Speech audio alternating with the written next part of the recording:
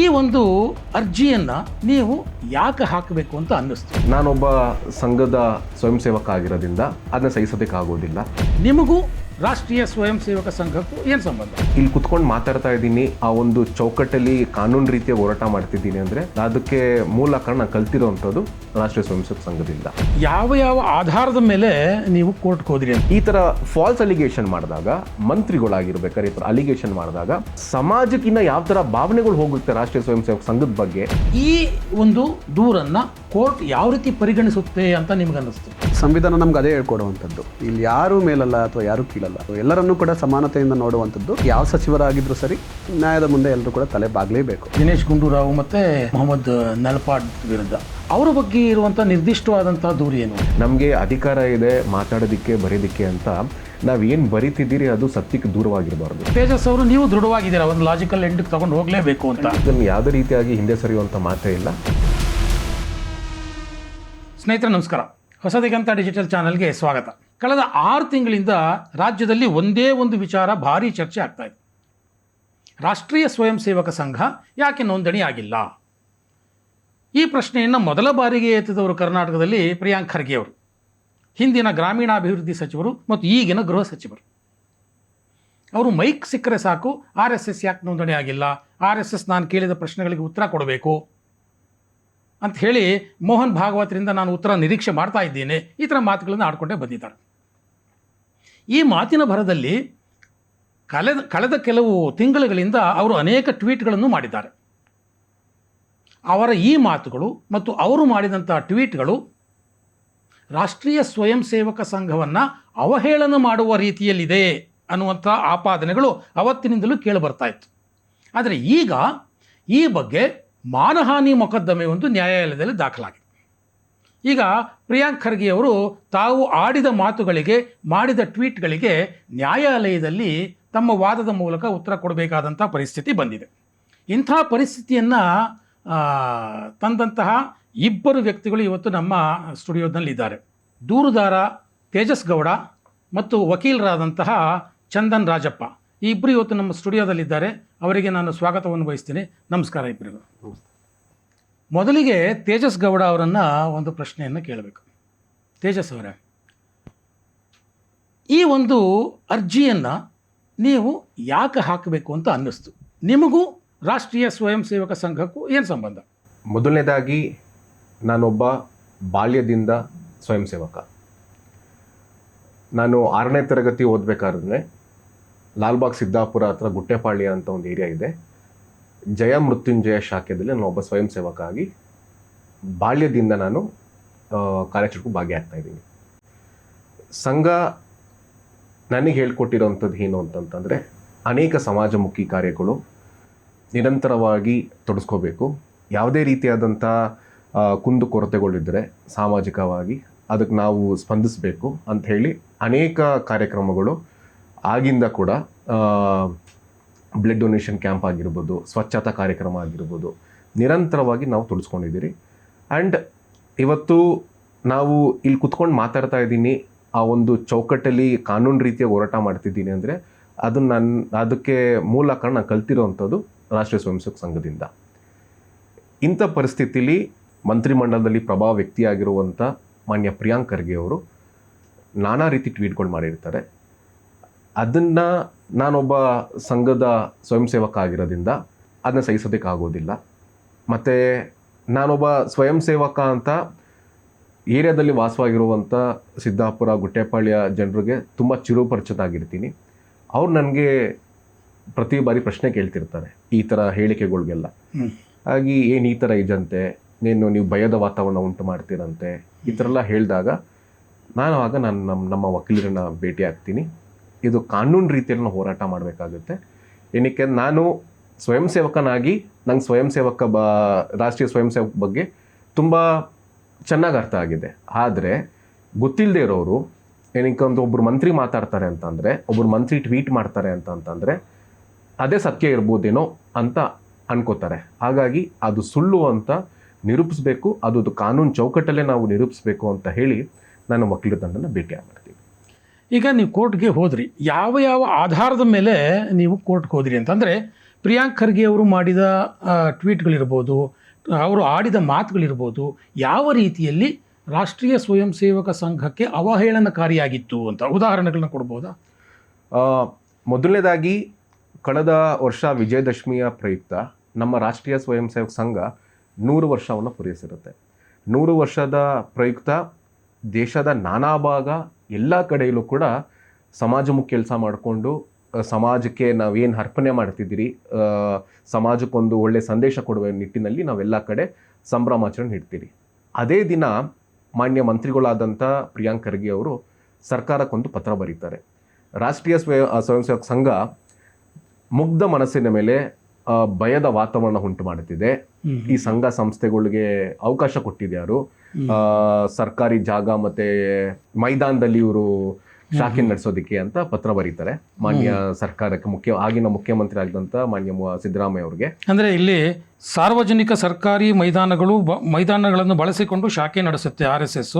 ಘೋಷಣೆಗಳನ್ನು ಕೂಗುತ್ತಾ ಮತ್ತು ಯುವ ಸಮುದಾಯದ ಮನಸ್ಸಿನಲ್ಲಿ ಭಾರತದ ಐಕ್ಯತೆಯ ವಿರುದ್ಧವಾಗಿ ಹಾಗೂ ಸಂವಿಧಾನದ ಆಶಯಗಳ ವಿರುದ್ಧವಾಗಿ ನಕಾರಾತ್ಮಕ ಆಲೋಚನೆಗಳನ್ನು ತುಂಬಲಾಗುತ್ತಿದೆ ಅಂತ ನಿಮ್ಮ ಕಂಪ್ಲೇಂಟ್ ಅಲ್ಲಿ ಪತ್ರವನ್ನು ಬರೀತಾರೆ, ಅವರು ಟ್ವೀಟ್ ಮಾಡಿರುವಂತದ್ದು. ಹೌದು, ಅದನ್ನ ಫಾಲೋ ಪತ್ರ ಬರೆದಿರೋದು ಇದು ರಾಜ್ಯದ ಅಂದಿನ ಮುಖ್ಯಮಂತ್ರಿ ಆದಂತ ಸಿದ್ದರಾಮಯ್ಯ ಅವರಿಗೆ ಪತ್ರ ಬರೀತಾರೆ. ಇದಕ್ಕೆಲ್ಲ ನಿರ್ಬಂಧನೆ ಹಾಕಬೇಕು ನಾವು ಅಂತ ಪತ್ರ ಬರೀತಾರೆ. ಫಾಲೋಡ್ ಬೈ ದಟ್ ಅದಕ್ಕೆ ಅಷ್ಟಕ್ಕೆ ಸುಮ್ಮನೆ ಆಗಲ್ಲ, ಅವರು ಟ್ವೀಟ್ ಕೂಡ ಮಾಡ್ತಾರೆ. ಒಬ್ರದ್ದು ರಾಜ್ಯದ ಮಂತ್ರಿ ಟ್ವೀಟ್ ಮಾಡ್ತಾರೆ ಅಂತಂದ್ರೆ ಅದಿಡೀ ದೇಶವ್ಯಾಪ್ತಿ ಚರ್ಚೆ ಆಗುತ್ತೆ. ಅಂಡ್ ಸಂಘದ ಬಗ್ಗೆ ಟ್ವೀಟ್ ಮಾಡ್ತಾರೆ ಅಂತಂದ್ರೆ ಅದೆಲ್ಲ ಕಡೆ ಚರ್ಚೆ ಆಗುವಂತ ವಿಚಾರ. ಕೇರಳದಲ್ಲಿ ಯಾರೋ ಒಬ್ಬ ಟೆಕ್ಕಿ ಸೂಸೈಡ್ ಮಾಡ್ಕೊಂಡಿರ್ತಾರೆ. ಆ ಸೂಸೈಡ್ಗೆ ಬೇರೆ ಕಾರಣ ಇರುತ್ತೆ, ಅದು ಸ್ಪಷ್ಟವಾಗಿ ಕೇರಳದ DGIGನೇ ಸ್ಪಷ್ಟಪಡಿಸಿದ್ದಾರೆ. ಆ ಕೇರಳ ಟೆಕ್ಕಿಯ ಸೂಸೈಡ್ನ ಸಂಘದ ತಲೆ ಮೇಲೆ ಕಟ್ಟಬೇಕು ಅಂತ ನೋಡಿ. ಈ ಕೇರಳ ಟೆಕ್ಕಿ ಸೂಸೈಡ್ ಮಾಡ್ಕೊಂಡಿದ್ದಾನೆ, ಸಂಘದವರ ವಿಪರೀತ ತೊಂದರೆಯಿಂದ ಇವತ್ತು ಸೂಸೈಡ್ ಮಾಡ್ಕೊಂಡಿದ್ದಾನೆ ಅಂತ ಒಂದು ಸುಳ್ಳು ಅಂದ್ರೆ ಫಾಲ್ಸ್ ಅಲಿಗೇಷನ್ ಟ್ವೀಟ್ ಆಗಿ ಮಾಡ್ತಾರೆ. ಅದನ್ನ ನಾವು ಕ್ರಾಸ್ ಚೆಕ್ ಮಾಡಿದಾಗ ಆತನ ಸಾವಿಗೂ ಸಂಘಕ್ಕೂ ಯಾವುದೇ ರೀತಿಯಾದಂಥ ಲಿಂಕ್ ಇರೋದಿಲ್ಲ ಅಂತ ಸ್ಪಷ್ಟವಾಗಿ ಅಂದಿನ ಕೇರಳ ಸರ್ಕಾರನೇ ಸ್ಪಷ್ಟನೆ ಕೊಟ್ಟಿರುತ್ತೆ. ಇದನ್ನ ಫಾಲೋ ಇನ್ನೊಂದು ಟ್ವೀಟ್ ಮಾಡ್ತಾರೆ. RSS ನಿಮ್ಮೇನಾದ್ರು ಸ್ನೇಹಿತರು ಇದ್ರೆ never be a friend with an RSS, not only a friend, even though if they are your family members, cut them off because they are the real abusers ಅಂತ ಒಂದು tweet ಮಾಡ್ತಾರೆ. ಅಂದ್ರೆ ಇವತ್ತು ರಾಷ್ಟ್ರೀಯ ಸ್ವಯಂ ಸೇವಕ ಸಂಘದ ವ್ಯಕ್ತಿಗಳು ಗೌರವಯುತವಾಗಿ ಹೇಗೆ ನಡ್ಕೋಬೇಕು, ಹಿರಿಯರಿಗೆ ಹೇಗೆ ನಾವು ಗೌರವ ಕೊಡಬೇಕು ಅಂತ ಅದನ್ನ ಸ್ಟಾರ್ಟಿಂಗಿಂದನೇ ಕಳಿಸ್ಕೊಡೋ ಅಂತ ಸಂಘ ಅದು. ಈ ಥರ ಫಾಲ್ಸ್ ಅಲಿಗೇಷನ್ ಮಾಡಿದಾಗ, ಅದು ವಿಶೇಷವಾಗಿ ಮಂತ್ರಿಗಳಾಗಿರ್ಬೇಕಾದ್ರೆ ಈ ಥರ ಅಲಿಗೇಷನ್ ಮಾಡಿದಾಗ ಸಾರ್ವಜನಿಕರಿಗೆ ಪ್ರಶ್ನೆ ಮೂಡುವಂಥದ್ದು ಇರ್ಬೋದೇನೋ.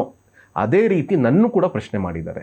ನಮ್ಮ ಸಿದ್ದಾಪುರದಲ್ಲಿರುವಂಥ ವ್ಯಕ್ತಿಗಳು ರಾಷ್ಟ್ರೀಯ ಸ್ವಯಂ ಸೇವಕ ಸಂಘದಲ್ಲಿ ಈ ಥರ ಎಲ್ಲ ಆಗ್ತಿದ್ದಂತೆ, ಅಲ್ಲಿ ಈ ಥರ ವಾತಾವರಣ ಕ್ರಿಯೇಟ್ ಆಗಿದ್ದಂತೆ, ಕೇರಳದಲ್ಲಿ ಒಬ್ಬ ಟೆಕ್ಕಿ ಸೂಸೈಡ್ ಮಾಡೋದಕ್ಕೆ ರಾಷ್ಟ್ರೀಯ ಸ್ವಯಂ ಸೇವಕ ಸಂಘ ಕಾರಣವಂತೆ. ಏನಕ್ಕಂದ್ರೆ ಅವ್ರು ತುಂಬ ಚೆನ್ನಾಗಿ ಗೊತ್ತಿತ್ತು ನಾನು ಸ್ವಯಂ ಸೇವಕ ಅಂತ. ಸುಳ್ಳು ಹೇಳಿದ್ದಾರೆ ಅಂತ ಸ್ಪಷ್ಟವಾಗಿ ಇದು ಸಾರ್ವಜನಿಕರಿಗೆ ಈ ಥರ ಭಾವನೆ ಬರ್ತಿದೆ ಅಂತಂತಂದ್ರೆ ಇನ್ನು ಸಮಾಜಕ್ಕೆ ಇನ್ನು ಯಾವ ಥರ ಭಾವನೆಗಳು ಹೋಗುತ್ತೆ ರಾಷ್ಟ್ರೀಯ ಸ್ವಯಂ ಸೇವಕ ಸಂಘದ ಬಗ್ಗೆ. ನಾನೊಬ್ಬ ಸ್ವಯಂ ಸೇವಕ ಆಗಿ ಇದೆಲ್ಲ ಸುಳ್ಳು ಅಂತ ನನ್ನ ಯಾರು ಪ್ರಶ್ನೆ ಮಾಡ್ತಾರೆ ಅವ್ರು ನಾನು ಇದೆಲ್ಲ ವಿವರಿಸ್ತೀನಿ. ರಾಷ್ಟ್ರೀಯ ಸ್ವಯಂ ಸೇವಕ ಸಂಘ ಕಳೆದ 100 ವರ್ಷದಿಂದ ಮಾಡ್ತಿರೋಂಥ ಕಾರ್ಯಚಟುವಟಿಕೆಗಳು ಏನು ಮಾಡ್ತಿದೆ, ಸಮಾಜಮುಖಿ ಕಾರ್ಯ ಏನು ಮಾಡ್ತಿದೆ, ಶೈಕ್ಷಣಿಕವಾಗಿ ಏನು ಕೆಲಸ ಮಾಡ್ತಿದೆ ಅಂತೆಲ್ಲ ವಿವರಿಸಿದಾಗ ಅವ್ರಿಗೆ ಅರ್ಥ ಆಗುತ್ತೆ, ಓ ಹೌದು ಈ ಥರ ಮಾಡ್ತಿದೆ ಅಂತ. ನನ್ನ ಬಂದು ಪ್ರಶ್ನೆ ಮಾಡಿದ್ರು ನಾನು ವಿವರಣೆ ಕೊಟ್ಟು ನಾನು ಅವ್ರನ್ನ ಅರ್ಥ ಮಾಡಿಸ್ಬೋದು. ಆದರೆ ಒಬ್ಬರು ಮಂತ್ರಿಗಳು ಈ ಥರ ಹೇಳಿಕೆ ಕೊಟ್ಟಾಗ ಎಲ್ಲರೂ ಬಂದು ನನ್ನ ಪ್ರಶ್ನೆ ಮಾಡಿದಾಗ ಎಲ್ಲರಿಗೂ ಉತ್ತರ ಕೊಡೋಕ್ಕಾಗಲ್ಲ. ಎಲ್ಲರಿಗೂ ಉತ್ತರ ಕೊಡೋದು ಹೇಗೆ ಅಂತಂದರೆ ಕಾನೂನು ಮುಖಾಂತರ, ಕಾನೂನು ಚೌಕಟ್ಟಿನಡಿಯಲ್ಲಿ ಅವ್ರಿಗೆ ಉತ್ತರ ಕೊಡಬೇಕು ಅಂತ. ಹಾಗಾಗಿ ಆ ಸಂದರ್ಭದಲ್ಲಿ ಡಿಸೈಡ್ ಮಾಡಿದೆ, ನಾನು ನಮ್ಮ ವಕೀಲರನ್ನ ಭೇಟಿ ಮಾಡಬೇಕು ಪ್ರಾಪರ್ ಪ್ರೋತ್ಸಲ್ಲೇ ಕಾನೂನಾತ್ಮಕವಾಗಿ. ಏನಕ್ಕೆ ಅಂದರೆ ಇವತ್ತು ಕಾನೂನು ನಾವು ಗೌರವ ಕೊಡ್ತೀರಿ ಅಂತ ಕೈಯಲ್ಲಿ ಸಂವಿಧಾನ ಇಟ್ಕೊಳ್ಳೋದು ದೊಡ್ಡದಲ್ಲ, ಆದರೆ ಸಂವಿಧಾನ ಒಳಗಡೆ ಇರೋವಂತ ನಾವು ಪಾಲಿಸಬೇಕಾಗುತ್ತೆ. ಹಾಗಾಗಿ ನಮ್ಮ ಅಡ್ವೊಕೇಟ್ನ ಭೇಟಿಯಾಗಿ ಚಂದನ್ ರಾಜಪ್ಪ ಅವ್ರನ್ನ ಭೇಟಿ ಆಗ್ತೀನಿ. ಸರ್ ಈ ಥರ ಎಲ್ಲ ಇದೆ, ಈ ಥರ ಎಲ್ಲ ಮಾನಹಾನಿ ಹೇಳಿಕೆಗಳು ಟ್ವೀಟ್ಗಳು ನಿರಂತರವಾಗಿ ಮಾಡ್ತಿದ್ದಾರೆ, ಇದನ್ನ ನಾವು ಕಾನೂನು ರೀತಿಯಾಗಿ ಹೋರಾಟ ಮಾಡಬೇಕು ಅಂತ ಅಂದಾಗ ನಮ್ಮ ಅಡ್ವೊಕೇಟ್ ಅದಕ್ಕೆ ಸ್ಪಂದಿಸಿ ಮಾಡ್ಬೋದು ಅಂತ ಹೇಳಿ ಕೋರ್ಟಲ್ಲಿ ನಾವು ದೂರನ್ನು ದಾಖಲು ಮಾಡಿರ್ತೀವಿ. ಚಂದನ್ ರಾಜಪ್ಪ ಅವರೇ, ಈ ದೂರು ನಿಮ್ಮ ಹತ್ತಿರ ಬಂದಾಗ ಸಹಜವಾಗಿ ಗೃಹ ಸಚಿವರ ವಿರುದ್ಧ ಒಂದು ಕಂಪ್ಲೇಂಟ್ ಇದು, ಮತ್ತು ಈ ಕಂಪ್ಲೇಂಟಲ್ಲಿರುವಂಥ ಅಂಶಗಳು ಇದನ್ನೆಲ್ಲ ನೋಡಿದಾಗ ಈ ಒಂದು ದೂರನ್ನು ಕೋರ್ಟ್ ಯಾವ ರೀತಿ ಪರಿಗಣಿಸುತ್ತೆ ಅಂತ ನಿಮ್ಗನ್ನಿಸ್ತು? ಯಾವ ಆಧಾರದ ಮೇಲೆ ಇದನ್ನು ಪರಿಗಣಿಸಬಹುದು ಅಂತ ಅನ್ನಿಸ್ತು? ಮೊದಲನೇದಾಗಿ ತೇಜಸ್ ಅವರು ನಮ್ಮನ್ನು ಭೇಟಿ ಆಗ್ತಾರೆ. ಅವ್ರ ಜೊತೆಗೆ ಒಂದೊಂದಿಬ್ಬರು ಸ್ನೇಹಿತರು ಕೂಡ ಬಂದಿರ್ತಾರೆ ಈ ವಿಚಾರವಾಗಿ ಈ ರೀತಿ ಇದೆ ಅಂತ ಹೇಳಿ. ಆ ಒಂದು ಚೌಕಟ್ಟಿನಲ್ಲಿ ನೋಡೋದಾದರೆ ಹೇಗೆ ಇದು ನಿಜವಾಗ್ಲೂ ಡಿಫಾಮೇಟರಿ ಆಗುತ್ತಾ ಇಲ್ಲ ಅಂತ ಹೇಳಿ, ಇದು ಪ್ರೈಮಾ ಫೇಸಿ ಅಂತ ಹೇಳಿ ನಮ್ಮ ಒಂದು ಲ್ಯಾಂಗ್ವೇಜಲ್ಲಿ, ಅಂದರೆ ಮೇಲ್ನೋಟಕ್ಕೆ ಕಾಣುವಂಥದ್ದು ಅಂತ. ಮೇಲ್ನೋಟಕ್ಕೆ ಅಂದರೆ ಅದು ಕ್ಲಿಯರ್ ಆಗಿದೆ, ಒಂದು ಯಾವುದೋ ಒಂದು ಸಂಘದ ಸಂಸ್ಥೆ ವಿರುದ್ಧವಾಗಿ ಬೇಕಾಬಿಟ್ಟಿ ಮಾತಾಡುವಂಥದ್ದು, ಡೆರಿಗೇಟರಿ ಸ್ಟೇಟ್ಮೆಂಟ್ ಮಾಡುವಂಥದ್ದು, ಡಿಫಾಮೇಟರಿ ಸ್ಟೇಟ್ಮೆಂಟ್ ಮಾಡುವಂಥದ್ದು. ಈ ರೀತಿ ಇದ್ದಂಥ ಸಂದರ್ಭದಲ್ಲಿ ಮೊದಲನೇದಾಗಿ ನೆಕ್ಸ್ಟ್ ಬರುವಂಥದ್ದು ನಮಗೆ ಪ್ರಶ್ನೆ, ಅಕ್ಯೂಸ್ಗಳು ಯಾರ್ಯಾರು ಅಂತ ಹೇಳಿ. ಸಹಜವಾಗಿ ನಮ್ಮಲ್ಲಿ ನೋಡೋದಾದರೆ ಯಾವ್ದಾದ್ರು ಮಂತ್ರಿಗಳು ಮಗ್ಗದೊಂದು ಯಾವ್ದಾದ್ರು ಅಧಿಕಾರದಲ್ಲಿರುವಂತಹದ್ದು ಅಥವಾ ಹಣಬಲ ತೋಳ್ಬಲ ಇರುವಂಥವ್ರು ನೋಡಿ ನಾವು ಸಹಜವಾಗಿ ಎಲ್ಲರೂ ಅನ್ಕೊತಾರೆ ಹೇಗೆ ಅವ್ರ ಜೊತೆ ಚಾಲೆಂಜ್ ಮಾಡುವಂಥದ್ದು, ಫೇಸ್ ಮಾಡುವಂಥದ್ದು. ಬಲಿಷ್ಠರ ವಿರುದ್ಧ ಕಾನೂನು ಹೋರಾಟ ಸಾಧ್ಯನಾ ಅನ್ನುವಂಥ ಒಂದು ಸಹಜವಾದ ಅದು ಕರೆಕ್ಟ್, ಅದು ಆ ರೀತಿ ಇರ್ತವೆ. ಆದರೆ ಈ ಒಂದು ಕಾನೂನು ಅಥವಾ ಒಂದು ನ್ಯಾಯದ ಒಂದು ವ್ಯವಸ್ಥೆಯಲ್ಲಿ ಎಲ್ಲರೂ ಕೂಡ ತಲೆ ಬಾಗಬೇಕಾಗುತ್ತೆ. ಸಂವಿಧಾನ ನಮ್ಗೆ ಅದೇ ಹೇಳ್ಕೊಡುವಂಥದ್ದು, ಇಲ್ಲಿ ಯಾರೂ ಮೇಲಲ್ಲ ಅಥವಾ ಯಾರೂ ಕೀಳಲ್ಲ. ಸೊ ಎಲ್ಲರನ್ನೂ ಕೂಡ ಸಮಾನತೆಯಿಂದ ನೋಡುವಂಥದ್ದು ಅವ್ರಿಗೂ ಕೂಡ ಒಂದು ಅವಕಾಶ ಇದೆ. ಸೊ ತೇಜಸ್ ಹೇಳೋ ರೀತಿಯಲ್ಲಿ ಇಷ್ಟೆಲ್ಲ ಸ್ಟೇಟ್ಮೆಂಟ್ಸ್ ಇತ್ತು. ಇಮಿಡಿಯೇಟ್ಲಿ ನಾವು ಕೂಡ ಸ್ಟಡಿ ಮಾಡಿದ್ವಿ, ಒಂದಷ್ಟು ದಿನ ಸ್ಟಡಿ ಮಾಡಿದಂಥ ಸಂದರ್ಭದಲ್ಲಿ ಓಕೆ ವಿಲ್ ಗೋ ಹೆಡ್ ಅಂತ ಹೇಳಿ PCRನ್ನು ನಾವು ನವೆಂಬರ್ ತಿಂಗಳಲ್ಲಿ 5ನೇ ತಾರೀಕು ನಾವು ಸ್ಪೆಷಲ್ ಒಂದು ವಿಶೇಷ ನ್ಯಾಯಾಲಯ ಇದೆ, ಸೊ ಅಲ್ಲಿ ಹೋಗಿ ಒಂದು ಕಂಪ್ಲೇಂಟನ್ನು ಲಾಡ್ಜ್ ಮಾಡ್ತೀವಿ. ತೇಜಸ್ ಅವರು ಬರ್ತಾರೆ, ಜನಪ್ರತಿನಿಧಿಗಳನ್ನ. ಹೌದು, ಜನಪ್ರತಿನಿಧಿಗಳನ್ನ. ಸೊ ಅಲ್ಲಿ ಹೋದಂಥ ಸಂದರ್ಭದಲ್ಲಿ ಸಾಹೇಬರು ಕೂಡ ಫಸ್ಟ್ ಅದೊಂದು ನೀವು 2025ರಲ್ಲೇ ಹೌದು ದಾಖಲು ಮಾಡಿದ್ದೀವಿ. ಓಕೆ. ಸೊ ಅಲ್ಲಿ ಸಳ್ಳಿ ಟ್ವೀಟ್ ಒಂದು ಪ್ರಾರಂಭ ಏನಾಗಿತ್ತು. ಸೊ ಇಲ್ಲಿ RSS ಸರಸಂಘ ಚಾಲಕ ಮೋಹನ್ ಭಾಗವತ್ಗೆ ಪ್ರಿಯಾಂಕ್ ಖರ್ಗೆ ಅವರು ಪತ್ರ ಬರೆಯೋದಕ್ಕಿಂತ ಸಾಕಷ್ಟು ಮುಂಚೆಯೇ ಇದು ಕರೆಕ್ಟ್. ಮತ್ತೆ ಈಗ ವೈರಲ್ ಆಗಿದೆ. ಆಗ ಅವರು IT-BT ಸಚಿವರಾಗಿದ್ರು, ಈಗ ಗೃಹ ಸಚಿವರಾಗಿದ್ದಾರೆ. ಸೊ ನಾನು ಹೇಳೋ ಹಾಗೆ ಯಾವ ಸಚಿವರಾಗಿದ್ರು ಸರಿ, ನ್ಯಾಯದ ಮುಂದೆ ಎಲ್ಲರೂ ಕೂಡ ತಲೆ ಬಾಗಲೇಬೇಕು, ಅದು ಒಂದು ವ್ಯವಸ್ಥೆಯ ಮುಂದೆ. ಸೊ ಅದನ್ನು ಕೋರ್ಟ್ ವಿಶೇಷವಾಗಿ ಅದನ್ನು ಪರಿಗಣಿಸುತ್ತೆ. ಸೊ ಏನಿದು ಯಾವ ರೀತಿ ನಡೆದಿದೆ ಅಂತ ಹೇಳಿ ಪ್ರೈಮಾ ಫೇಸಿಯ ಕೋರ್ಟ್ಗೆ ಕಾಣಿಸ್ಬೇಕದು. ಸೊ ಕಾಣಿಸೋ ರೀತಿಯಲ್ಲಿ ಒಂದು ಪ್ರೊಸೀಜರ್ ನಡೆಯುತ್ತೆ. ಕೊನೆಗೆ ಒಂದು ಸ್ಫೋನ್ ಸ್ಟೇಟ್ಮೆಂಟ್ ಅಂತ ನಡೆಯುತ್ತೆ, ಮತ್ತು ಸಾಕ್ಷಿಗಳು ಕೂಡ ಬರ್ತಾರೆ. ಸಾಕ್ಷಿಗಳು ಕೂಡ ಕೋರ್ಟಲ್ಲಿ ಪ್ರೊಡ್ಯೂಸ್ ಆಗಿ ತಮ್ಮ ಒಂದು ಏನು ನಿವೇದನೆ ಇದೆ ಅದನ್ನು ಕೂಡ ತಿಳಿಸ್ತಾರೆ. ಎಲ್ಲ ಆದಮೇಲೆ ಮತ್ತೆ ಅಕ್ಯೂಸ್ಗಳಿಗೂ ಕೂಡ ಒಂದು ಆಪರ್ಚುನಿಟಿ ಕೊಡ್ತಾರೆ.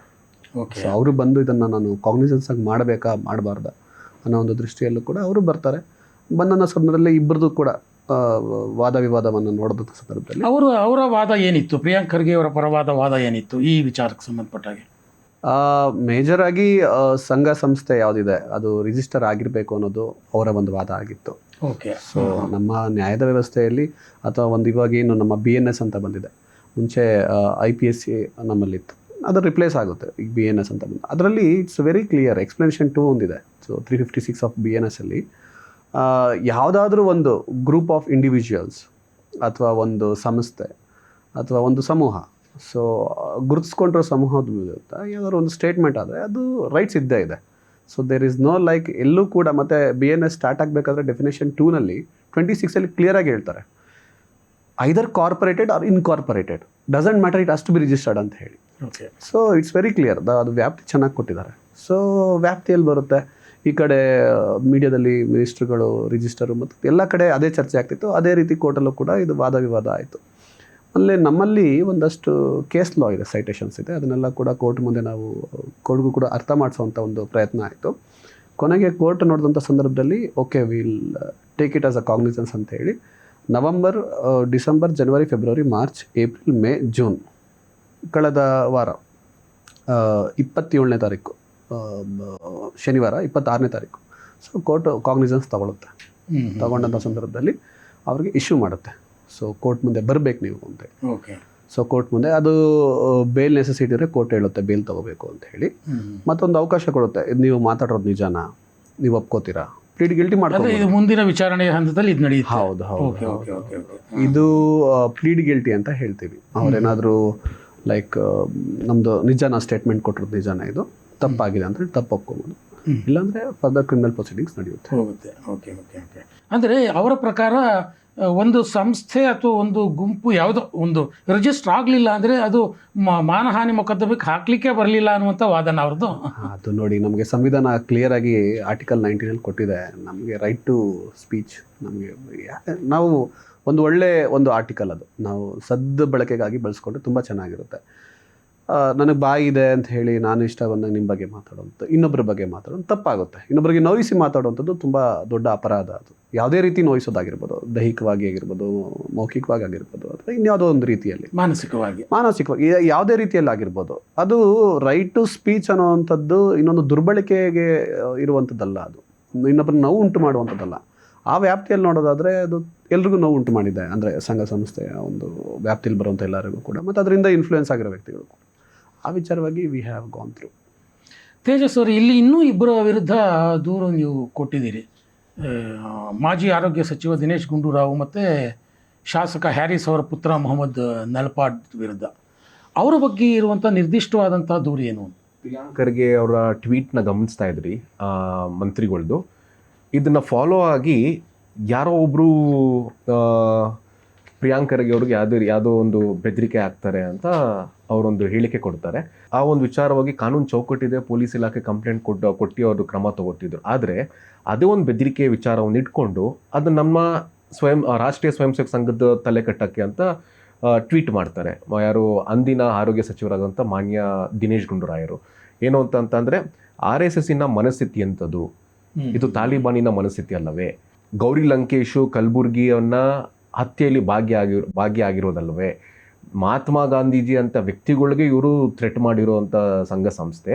ಇನ್ನು ನನ್ನ ಸಹೋದರ ಸಮನಾದ ನನ್ನ ಆತ್ಮೀಯ ಪ್ರಿಯಾಂಕ್ ಖರ್ಗೆ ಯಾವ ಲೆಕ್ಕ ಅಂತ ಆ ಭಾವನೆಯಲ್ಲಿ ಖರ್ಗೆ ಹಾಗೂ ಅವರ ಕುಟುಂಬದವರನ್ನು ಕೊಲ್ಲುವ ಬೆದರಿಕೆ ಹಾಕುತ್ತಿರುವ ಅಂಧ ಭಕ್ತರ ಮನಸ್ಥಿತಿ ಯಾವುದು? ಗಾಂಧಿ ಕೊಂದ ಗೋಡ್ಸೆಯನ್ನು ಇವರು ಯಾಕೆ ಆರಾಧಿಸುತ್ತಾರೆ? ಈ ಥರ ಒಂದೆಲ್ಲ ಹೇಳ್ತಾರೆ. ತುಂಬ ಎಷ್ಟೋ ಇದರಲ್ಲೂ ಕೂಡ ಎಷ್ಟೋ ಬಾರಿ ಈ ಥರ ಬೇರೆ ಬೇರೆ ವ್ಯಕ್ತಿಗಳು, ನೀವು ರಾಷ್ಟ್ರೀಯ ಸ್ವಯಂ ಸೇವಕ ಸಂಘದವರು ಈ ಥರ ಹಾಕೊಳ್ಳಿ ಎಲ್ಲ ಮಾಡಿ ಇದೀರಾ ಅಂತ ಹೇಳಿಕೆ ಕೊಟ್ಟಾಗ ಅದು ನ್ಯಾಯಾಲಯದಲ್ಲೇನು ತುಂಬಾ ಸ್ಪಷ್ಟವಾಗಿ ಇದಾಗಿದೆ, ಆರೋಪಗಳು ಬರ್ತಾನೆ ಇದೆ. ಅಂಡ್ ಅದು ನ್ಯಾಯಾಲಯ ಕೂಡ ತುಂಬಾ ಸ್ಪಷ್ಟವಾಗಿ ಹೇಳಿದೆ ಯಾವುದೇ ರೀತಿ ಸಂಬಂಧ ಇಲ್ಲ ಅಂತ. ಅಷ್ಟಿದ್ರೂ ಕೂಡ ಮಾನ್ಯ ಸಚಿವರು, ಅಂದಿನ ಆರೋಗ್ಯ ಸಚಿವರು ಈ ಥರ ಟ್ವೀಟ್ ಮಾಡ್ತಾರೆ. ಹಾಗೆ ಹೇಳಿದಾಗೆ ನಮ್ಮ ಅಡ್ವೊಕೇಟು ಕೂಡ ಹೇಳಿದಾಗೆ ನಮಗೆ ಅಧಿಕಾರ ಇದೆ ಮಾತಾಡೋದಕ್ಕೆ ಬರೆಯೋದಕ್ಕೆ ಅಂತ. ನಾವೇನು ಬರೀತಿದ್ದೀರಿ ಅದು ಸತ್ಯಕ್ಕೆ ದೂರವಾಗಿರಬಾರ್ದು, ಸತ್ಯವಾಗಿರಬೇಕು. ಆದರೆ ಅದು ಕೂಡ ಫಾಲ್ಸ್ ಅಲಿಗೇಷನು. ಅದು ಕೂಡ ಸಮಾಜ ಏನು ಯೋಚನೆ ಮಾಡುತ್ತೆ ಅಂತಂದರೆ, ಈ ಸಂಘ ಸಂಸ್ಥೆ ಅಂತಂದರೆ ಈ ಥರ ಕಾನೂನು ಕೈಗೆತ್ಕೋತಾರೇನೋ, ಕಾನೂನು ಬೆಲೆ ಕೊಡಲ್ವೇನೋ, ಆ ಥರ ಒಂದು ಯೋಚನೆ ಬರುತ್ತೆ. ಇದ್ರ ಜೊತೆಗೇನೆ ಕರ್ನಾಟಕ ಯುವ ಕಾಂಗ್ರೆಸ್ಸಿನ ನಿಕಟಪೂರ್ವ ಅಧ್ಯಕ್ಷ ಆಗಿರುವಂಥ ನಲ್ಪಾಡ್, ಅಂದರೆ ಶಾಂತಿನಗರ ವಿಧಾನಸಭಾ ಕ್ಷೇತ್ರದ ಶಾಸಕರು ಯಾರಿದ್ದಾರೆ, ಹ್ಯಾರಿಸ್ ಅವ್ರ ಸುಪುತ್ರ, ಅವರು ಕೂಡ ಹೀಗೆ ಮಾಧ್ಯಮ ಸ್ನೇಹಿತರು ಹೋಗಿ ಅವ್ರನ್ನ ಪ್ರಶ್ನೆ ಮಾಡ್ತಾರೆ, ಸರ್ ಈ ಥರ ಚರ್ಚೆ ನಡೀತಿದೆ RSS ಬಗ್ಗೆ ಏನು ಎತ್ತ ಅಂತ. ತುಂಬ ಡೆಲಿಗೇಟ್ರಿ ಆಗಿ, ಅವರು ಚೆಡ್ಡಿಲಿ ಏನಿಲ್ಲ ಬಿಡಿ ತಾಕತ್ತಿಲ್ಲ, ಈ ಥರ ಒಂದು ಅದು ಮಾಧ್ಯಮ ಸ್ನೇಹಿತರ ಮುಂದೆ ಸಾರ್ವಜನಿಕವಾಗಿ ಹೇಳಿರ್ತಾರೆ.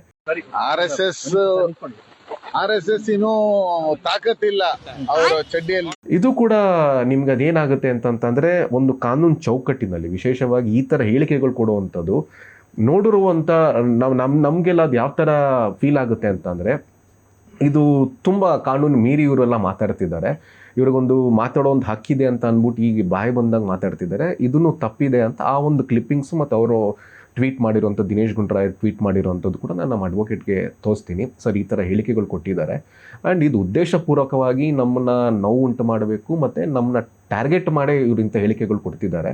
ಇವ್ರಿಗೆ ಕಾನೂನು ರೀತಿಯಲ್ಲಿ ನಾವು ಅವ್ರಿಗೆ ಶಿಕ್ಷೆ ಆಗಬೇಕು. ಹಾಗಾಗಿ ನಾವು ಇದನ್ನ ಕೇಸ್ ಫೈಲ್ ಮಾಡೋಣ ಸರ್. ಶಿಕ್ಷೆ ಅಂತ ಆಗಲೇಬೇಕು. ಏನಕ್ಕೆ ಅಂತಂತಂದರೆ, ಈ ಥರ ಹೇಳಿಕೆಗಳು ಕೊಟ್ಟಾಗಲೂ ಕೂಡ ನಾವು ಸುಮ್ಮನೆ ಇದ್ದರೆ ಸಾರ್ವಜನಿಕವಾಗಿ ಜನರಿಗೆ ಏನು ಅಭಿಪ್ರಾಯ ಬರುತ್ತೆ ಅಂತಂದರೆ, ಇಷ್ಟೆಲ್ಲ ಮಾತಾಡ್ತಿದ್ರು ಕೂಡ ಏನೂ ಇಲ್ಲ ಅಂತ ಸತ್ಯ ಇರ್ಬೋದು. ಹಾಗೆ ನಾವು ಕಾನೂನು ಚೌಕಟ್ಟು, ಕಾನೂನು ಮೀರಿ ಅಂತಲ್ಲ, ಕಾನೂನು ಚೌಕಟ್ಟಿನಲ್ಲೇ ಇಷ್ಟು ಜನ, ಮಾನ್ಯ ಪ್ರಿಯಾಂಕ್ ಖರ್ಗೆ ಅವರು, ಮಾನ್ಯ ದಿನೇಶ್ ಗುಂಡೂರಾಯರು ಮತ್ತು ನಲ್ಪಾಡ್, ಇವ್ರು 3 ಜನ ಮಾಡಿರುವಂಥ ಹೇಳಿಕೆಗಳನ್ನ ಎಲ್ಲನೂ ಅದನ್ನು ಸಾಕ್ಷಿಯಾಗಿ ಅದನ್ನು ಎಲ್ಲ ಚಿತ್ರಿಸಿ ಅದನ್ನು ಟ್ವೀಟ್ಗಳನ್ನೆಲ್ಲ ಒಂದು ಪಟ್ಟಿ ಮಾಡಿ ತೊಗೊಂಡು ನಮ್ಮ ಅಡ್ವೊಕೇಟಿಗೆ ಕೊಟ್ಟಾಯ್ತು. ಅಡ್ವೊಕೇಟುಗಳು ಕೂಡ ಅದು ನೋಡಿದಾಗ ಹೌದು, ಮಾಡ್ಬೋದು. ಏನಕ್ಕೆ ಈ ಥರ ಒಂದು ಹೇಳಿಕೆಗಳು, ಈ ಥರ ಒಂದು ಟ್ವೀಟು, ಅವರು ಸಮಾಜದಲ್ಲಿ ಗುರುತಿಸ್ಕೊಂಡಿರೋಂಥ ವ್ಯಕ್ತಿಗಳು ಇವತ್ತು ಏನೇ ನಾವು ಮಾತಾಡ್ತೀರಿ ಅಂತಂದರೆ ಜವಾಬ್ದಾರಿಯುತವಾಗಿ ಮಾತಾಡಬೇಕಾಗತ್ತೆ. ಏನಕ್ಕೆ ಅಂದರೆ ನಮ್ಮನ್ನ ನೋಡ್ತಾ ಇರುವಂಥ ವ್ಯಕ್ತಿಗಳು ಸತ್ಯ ಅಂತ ಅನ್ಕೋತಾರೆ. ಹಾಗೆ ಈ ಥರ ಏನೇನೋ ಸುಳ್ಳುಗಳು ಹೇಳುವಂಥದ್ದು ಇದು ಸರಿ ಇಲ್ಲ, ಕಾನೂನು ರೀತಿಯಲ್ಲಿ ನಾವು ಅವ್ರನ್ನ ಶಿಕ್ಷೆಗೆ ಒಳಪಡಿಸ್ಬೇಕು ಅಂತ ಹೇಳಿ ನಾವು ಕೋರ್ಟ್ ಮೆಟ್ಲು ಏರಿರುವಂಥದ್ದು. ಚಂದನ್ ಅವರೇ, ಇಲ್ಲಿ 3 ಜನದ ಮೇಲೆ ಆರೋಪ ಬಂದಾಗ ಒಬ್ಬರ ಮೇಲಿನ ಆರೋಪವನ್ನು ಕೋರ್ಟು ಕೈ ಬಿಡುತ್ತೆ ಅಲ್ವಾ? ಇಬ್ಬರ ಮೇಲೆ ಅವರು ಆರೋಪಗಳ ಬಗ್ಗೆ ಮುಂದಿನ ವಿಚಾರಣೆ ನಡೆಸೋಣ ಅಂತ ಕೋರ್ಟ್ ಹೇಳುತ್ತೆ. ಸೊ ಇದು ಯಾಕೆ, ಮತ್ತು ಮುಂದಿನ ಪ್ರಕ್ರಿಯೆ ಏನಿದೆ, ಈಗ ಕಾನೂನು ಪ್ರಕ್ರಿಯೆ ಏನಾಗುತ್ತೆ ಮುಂದೆ ಅಂತ? 3 ಜನದ್ದು ಕೂಡ ಬೇರೆ ಬೇರೆ ರೀತಿಯಾದಂಥ ಡಿಫಾಮೇಟ್ರಿ, ಇನ್ನೊಬ್ಬರ ಪರವಾಗಿ ಇನ್ನೊಬ್ಬರು ಮಾತಾಡ್ತಾರೆ. ಸೊ ಆ ಡಿಫಾಮೇಟ್ರಿಯಲ್ಲಿ 3 ಜನ ಅಕ್ಯೂಸ್ಗಳನ್ನ ನಾವು ಫೈಲ್ ಮಾಡ್ತೀವಿ. ಮೊದಲನೇದಾಗಿ ಈಗಿನ ಗೃಹ ಸಚಿವರು ಪ್ರಿಯಾಂಕ್ ಖರ್ಗೆ, ಸೆಕೆಂಡು ದಿನೇಶ್ ಗುಂಡೂರಾವ್, 3ನೇದು ನಲ್ಪಾಡ್ ಅವರು. ಈ 3 ವ್ಯಕ್ತಿಗಳನ್ನು ಕೂಡ ಅವ್ರದ್ದೇ ಆದಂತಹ ರೀತಿಯಲ್ಲಿ ಡಿಫಾಮೇಟ್ರಿ ಸ್ಟೇಟ್ಮೆಂಟ್ ಆಗಿರುವಂಥ ಸಂದರ್ಭದಲ್ಲಿ 3 ವಿಚಾರಗಳನ್ನು ಹಾಕಿ ನಾವು ಫೈಲ್ ಮಾಡಿದಾಗ ಈಗ ಮೊನ್ನೆ 27ಕ್ಕೆ ಏನು ಆರ್ಡರ್ ಆಗುತ್ತೆ, ಕಾಗ್ನಿಸೆನ್ಸ್ ಆಗುತ್ತೆ, ಅದರಲ್ಲಿ ದಿನೇಶ್ ಗುಂಡೂರಾವ್ ಅವ್ರನ್ನ ಕೈ ಬಿಡ್ತಾರೆ. So accused number 2 has been dropped out, accused number 1 and 3 has considered for further cognisance ಅಂತ ಹೇಳಿ ಹೇಳ್ತಾರೆ. ಯಾಕೆ ಕೈ ಬಿಟ್ಟಿದ್ದಾರೆ ಅಂತ ಹೇಳಿ ನಮಗೂ ಇನ್ನೂ ಕಾಪಿ ಸಿಕ್ಕಿಲ್ಲ. Will definitely challenge. ಸೊ ನಮ್ಮಲ್ಲಿ ಅವಕಾಶ ಇದೆ, ಅದನ್ನು ಚಾಲೆಂಜ್ ಮಾಡ್ತೀವಿ ಹೈಕೋರ್ಟ್ ಮುಂದೆ. ಅವ್ರಿಗೂ ಕೂಡ ನಾವು ಕಾಗ್ನಿಸೆನ್ಸ್ ತಲುಪೋ ರೀತಿಯಲ್ಲಿ ಕೂಡ ನಾವು ಪ್ರಯತ್ನ ಪಡ್ತೇವೆ. ಇನ್ನೊಂದು ವಿಚಾರ ಹೇಗೆ ನಡೆಯುತ್ತೆ ಮುಂದಿನ ಪ್ರಕ್ರಿಯೆ ಅಂತಂದರೆ, ನೆಕ್ಸ್ಟ್ ತಿಂಗಳಲ್ಲಿ ಡೇಟ್ ಕೊಟ್ಟಿದ್ದಾರೆ. ಈ has to come before the court. So ಬಂದು ಇಬ್ಬರು ಕೂಡ ಬರಬೇಕು, ಅವರೇ ಬರಬೇಕು ಥ್ರೂ ಅಡ್ವೊಕೇಟ್ಸು? ಅಲ್ಲಿ ಬರಲೇಬೇಕು ಅವ್ರು ಕೋರ್ಟ್ಗೆ ಅವತ್ತು. ಹೌದು, ಕೋರ್ಟಿಗೆ ಬರಲೇಬೇಕು. ಸೊ ಅವರು ಪ್ಲೀಡ್ ಗಿಲ್ಟಿ ಮಾಡ್ಕೊಳ್ಳೋ ಹಾಗಿದೆ, ಇಲ್ಲ ತಪ್ಪಾಗಿದೆ ಕ್ಷಮೆ ಇರಲಿ ಅಂತ ಹೇಳಿ, ಅಥವಾ ಬೇರೆ ರೀತಿಯಾದ ಪ್ರೋಸೆಸ್ಸಲ್ಲಿ ಅವರು ಕೋರ್ಟ್ ಮುಂದೆ ಹೇಳ್ಕೊಬೋದು. ಅದನ್ನು ಕೋರ್ಟ್ ಕನ್ಸಿಡರ್ ಮಾಡಿ ಫರ್ದರ್ ಬೇಕಾದರೆ ಆರ್ಡರ್ನ ಪಾಸ್ ಮಾಡಿ ಕೇಸ್ ಖುಲಾಸೆ ಮಾಡ್ಬೋದು. ಇಲ್ಲ ಅಂತಂದರೆ ಅವ್ರು ಒಪ್ಕೊಂಡಿಲ್ಲ ನಾವು ಚಾಲೆಂಜ್ ಮಾಡ್ತೀವಿ ಅಂತ ಹೇಳೋದಾದರೆ ಫರ್ದರ್ ಕೇಸ್ ಮುಂದುವರಿಯುತ್ತೆ. ಮುಂದೊಂದು ವರ್ಷದಲ್ಲಿ ನಾವು ಎವಿಡೆನ್ಸ್ ಕೊಡ್ತೀವಿ, ಅವರು ಕ್ರಾಸ್ ಎವಿಡೆನ್ಸ್ ಮಾಡ್ತಾರೆ, ಎಕ್ಸಾಮಿನೇಷನ್ ಆಗುತ್ತೆ, ಕ್ರಾಸ್ ಎಕ್ಸಾಮಿನೇಷನ್ ಆಗುತ್ತೆ, ವಾದ ಆಗುತ್ತೆ, ವಿವಾದ ಆಗುತ್ತೆ, ಕೊನೆಗೆ ಜಡ್ಜ್ಮೆಂಟ್ ಆಗುವಂಥದ್ದು ಸಂದರ್ಭ ಇರುತ್ತೆ. ಅಂದರೆ ಒಂದು ಲಾಜಿಕಲ್ ಎಂಡ್ಗೆ ತಗೊಂಡು ಹೋಗೋದಕ್ಕೆ ನೀವು ಎಲ್ಲ ರೀತಿಯ ತಯಾರಿಯನ್ನು ತೇಜಸ್ ಅವ್ರ ಜೊತೆ ಮಾಡ್ಕೊಂಡಿದ್ದಾರೆ. ತೇಜಸ್ ಅವರು ನೀವು ದೃಢವಾಗಿದ್ದೀರಾ ಒಂದು ಲಾಜಿಕಲ್ ಎಂಡ್ಗೆ ತಗೊಂಡು ಹೋಗಲೇಬೇಕು ಅಂತ? ಏನಕ್ಕೆ ಅಂದರೆ ಯಾವುದೇ ಕಾರಣಕ್ಕೂ ಗಾಳಿಲಿ ಗುಂಡಾಡ್ಸಕ್ಕೆ ಹೋಗಬಾರ್ದು. ಯಾವುದೋ ಒಂದು ನಾವಿವತ್ತು ಮುಂದೆ ಹೆಜ್ಜೆ ಇಟ್ಟಿದ್ದೀರಿ ಅಂತಂದರೆ ಇಷ್ಟು ದಾಖಲೆಗಳು ಇರಬೇಕಾದ್ರೆ ಕಾನೂನಾತ್ಮಕವಾಗಿ ನಮ್ಮ ಅಡ್ವೊಕೇಟ್ಸ್ ಅದನ್ನು ಸರಿಯಾಗಿ ತೊಗೊಂಡೋಗ್ತಾರೆ ಅಂತ ನಂಗೆ ನಂಬಿಕೆ ಇದೆ. ಹಾಗಾಗಿ ಇದನ್ನು ಯಾವುದೇ ರೀತಿಯಾಗಿ ಹಿಂದೆ ಸರಿಯುವಂಥ ಮಾತೇ ಇಲ್ಲ. ಲಾಜಿಕಲ್ ಎಂಡ್ ಹೋಗಲೇಬೇಕು, ಮತ್ತು ಸಮಾಜಕ್ಕೊಂದು ಸಂದೇಶ ಹೋಗಬೇಕು. ಯಾರು ಕೂಡ ಮಂತ್ರಿಗಳಾಗಲಿ ಮತ್ತು ಯಾವುದೇ ವ್ಯಕ್ತಿ ಆಗಲಿ ಇಲ್ಲ ಸಲ್ಲದ ಆರೋಪಗಳನ್ನ ರಾಷ್ಟ್ರೀಯ ಸ್ವಯಂ ಸೇವಕ ಸಂಘದ ಬಗ್ಗೆ ಮುಂದೆ ಕೂಡ ಮಾಡೋಕ್ಕೆ ಹೋಗಬಾರ್ದು. ಅಷ್ಟು ರಾಷ್ಟ್ರೀಯ ಸ್ವಯಂ ಸೇವಕ ಸಂಘದ ಬಗ್ಗೆ ಅಷ್ಟಾಗಿ ಗೊತ್ತಿಲ್ಲ ಅಂತಂದರೆ ಶಾಖೆಗಳು ಬರಲಿ, ಶಾಖೆಯಲ್ಲಿ ಭಾಗಿಯಾಗಲಿ, ಅವ್ರು ಸ್ಪಷ್ಟ ಚಿತ್ರೀಕರಣ ಅರ್ಥ ಆಗುತ್ತೆ. ಸುಮ್ಮನೆ ನಾವು ಬೇಕಾಬಿಟ್ಟು ಮಾತಾಡ್ತೀರಿ, ನಾವೇನು ಬೇಕಾದ್ರೂ ಮಾತಾಡ್ಬೋದು ಅನ್ನೋರಿಗೆ ಇದೊಂದು ಲಾಜಿಕಲ್ ಎಂಡಾಗಿ ತೊಗೊಂಡು ಹೋದಾಗ ಅವರು ಕೂಡ ಕಾನೂನು ರೀತಿಯಲ್ಲಿ ಪಾಠ ಆಗುತ್ತೆ ಅಂತ ನನ್ನ ಒಂದು ಅನಿಸಿಕೆ. ಅಂದರೆ ಇದು ಲಾಜಿಕಲ್ ಎಂಡ್ ಅಂತಂದರೆ ಯಾವ ಕಾಯ್ದೆಯಡಿ ನೀವು ಈಗ ಇಲ್ಲಿ ಇದು ವಿಚಾರಣೆ ನಡೆಯುತ್ತೆ, ಇಲ್ಲೇನಾದರೂ ತಪ್ಪಿತಸ್ಥ ಅಂತ ಆದರೆ ಏನು ಶಿಕ್ಷೆ ಆಗುತ್ತೆ? ಕನ್ವೆನ್ಷನಲ್ಲಿ ಹೇಳೋದಾದರೆ ಅದರಲ್ಲಿ 2 ವರ್ಷ ಜೈಲು ಶಿಕ್ಷೆ ಇರುತ್ತೆ, ಸಿಂಪಲ್ ಇಂಪ್ರಿಸನ್ಮೆಂಟ್ ಇರುತ್ತೆ, ಜೊತೆಗೆ ಫೈನ್ ಕೂಡ ಹಾಕ್ಬೋದು. ಅದ್ರ ಜೊತೆಗೆ ಯಾವುದಾದ್ರೂ ಒಂದು ಕಮ್ಯುನಿಟಿ ಸರ್ವಿಸ್ ಮಾಡೋದಕ್ಕೆ ಕೋರ್ಟ್ ಆರ್ಡರ್ ಕೂಡ ಮಾಡ್ಬೋದಾಗುತ್ತೆ. ಈ ರೀತಿಯಾದಂಥ ವಿಶೇಷ ಕಮ್ಯುನಿಟಿ ಸರ್ವಿಸ್ ಅಂದರೆ ಹೇಗೆ? ಯಾವ್ದಾದ್ರು ಒಂದು NGOದಲ್ಲಿ ತೊಡಗಿಸ್ಕೊಂಡು ಒಂದಷ್ಟು ದಿನ ಆಕ್ಟಿವಿಟೀಸ್ ಮಾಡುವಂಥದ್ದು, ಕೆಲಸ ಮಾಡುವಂಥದ್ದು, ಅಥವಾ ಸಮಾಜ ಸೇವೆ ಮಾಡಿ ಬುದ್ಧಿ ಬರಲಿ ಅಂತ ಹೇಳಿ ಕೊಡೋ ಅಂಥದ್ದು.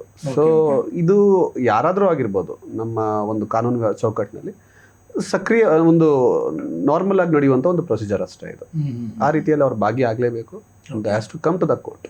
ಸ್ವತಃ ಪ್ರಿಯಾಂಕ್ ಖರ್ಗೆ ಅವರೇ ಕೋರ್ಟ್ಗೆ ಬರಲೇಬೇಕಾ? ಖಂಡಿತ ಬರಬೇಕು. ಸೊ ಇದು ಯಾವುದೇ ವ್ಯಕ್ತಿ ಆಗಿದ್ರು ಸರಿ, ಅವರು ಕೋರ್ಟ್ಗೆ ಬಂದು ಹ್ಯಾಸ್ ಟು ಅಪಿಯರ್. ಅಂದರೆ 2 ವರ್ಷ ಏನಾದರೂ ಸಜಾ ಆಯಿತು ಅಂತಂದರೆ ಅವರ ಶಾಸಕತ್ವನೂ ಹೋಗುವಂಥ ಒಂದು ಪರಿಸ್ಥಿತಿ ನಿರ್ಮಾಣ ಆಗುತ್ತಾ? ಅದು ಡಿಫ್ರೆಂಟ್ ಸರ್ಕಮ್ಸ್ಟೆನ್ಸಸ್ ಅಲ್ಲಿ ಇರುತ್ತೆ. ಸೊ ಯಾವ ವ್ಯಾಪ್ತಿಯಲ್ಲಿ ಅದು ಚೌಕಟ್ಟಿನಲ್ಲಿ ಬರುತ್ತೋ ಆ ರೀತಿಯಾದಂಥ ಆ್ಯಕ್ಷನ್ಸ್ನ ತಗೊಳ್ತಾರೆ.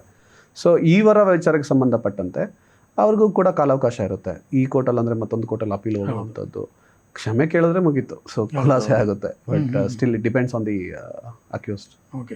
ಸೊ ಇದೆಲ್ಲ ಶುರುವಾಗಿದ್ದು ಮತ್ತು ಇದು ಒಟ್ಟಾರೆ ಈ ಮೊಕದ್ದಮೆಯ ಕೇಂದ್ರ ಅಂತ ಅನ್ಕೋಬೋದು, ಅಥವಾ ಒಟ್ಟಾರೆ ವಿವಾದದ ಕೇಂದ್ರ ಅಂತ ಅನ್ಕೋಬೋದು. RSS ಯಾಕೆ ನೋಂದಣಿ ಆಗಿಲ್ಲ ಅನ್ನುವಂಥದ್ದೇ ಬಹುಶಃ ಇಲ್ಲಿ ಅದರ ಆಧಾರದ ಮೇಲೆ ಅವರು ವಾದ ಮಾಡ್ತಿದ್ದಾರೆ ಅಂತ ಹೇಳ್ತೀರಾ. ಸೊ ನೀವು ಏನು ಹೇಳ್ತೀರಾ ಈ ವಿಚಾರಕ್ಕೆ? RSS ಯಾಕೆ ನೋಂದಣಿ ಆಗಿಲ್ಲ ಅನ್ನೋದಕ್ಕೆ ಕಾನೂನು ತಜ್ಞರಾಗಿ ನೀವೇನು ಹೇಳ್ತೀರಿ? ನಮ್ಮ ದೇಶದಲ್ಲಿ ಒಂದು ಒಳ್ಳೆಯ ಇತಿಹಾಸ ಇರುವಂಥದ್ದು, ಇಡೀ ವಿಶ್ವಕ್ಕೆ ಒಂದು ಇತಿಹಾಸ ಇದೆ ನಮ್ಮ ದೇಶದ ಬಗ್ಗೆ. ಸೊ ಇಲ್ಲಿವರೆಗೂ ಕೂಡ ಮುಂದಕ್ಕೂ ಕೂಡ ಅನೇಕ ಜನರು ಅನೇಕ ರೀತಿಯಲ್ಲಿ ತಮ್ಮದೇ ಆದಂಥ ಸೇವೆಯನ್ನು ಮಾಡ್ಕೊಂಡು ಬಂದಿದ್ದಾರೆ. ಸಂಸ್ಥೆಯನ್ನು ಕಟ್ಟಿಕೊಂಡು ಒಂದು ಚೌಕಟ್ಟಿನಲ್ಲಿ ಕೆಲಸ ಮಾಡುವಂಥ ಒಂದು ಸ್ವಾಮೀಜಿಗಳು ಕೂಡ ಇದ್ದಾರೆ. ಆದರೆ ಈ ದೇಶಕ್ಕಾಗಿ ಅಥವಾ ಈ ದೇಶಕ್ಕೆ ಒಂದು ಸಾವರಿನ್ ಪವರ್ ಆಗಿರುವಂಥ ದೇಶಕ್ಕೆ ತಮ್ಮದೇ ಆದಂಥ ಸೇವೆಯನ್ನು ನೀಡಬೇಕು ಅಂತ ಒಂದು ಚೌಕಟ್ಟಿನಲ್ಲಿ ಯಾವ ಸಂಸ್ಥೆ ಕೂಡ ರಿಜಿಸ್ಟರ್ ಆಗಬೇಕಾಗಿಲ್ಲ. ಸೊ ತನ್ನದೇ ಆದಂಥ ಸೇವೆಯನ್ನು ಕೊಡಬಹುದು, ಕೊಡ್ತಾ ಬಂದಿದೆ ಕೂಡ.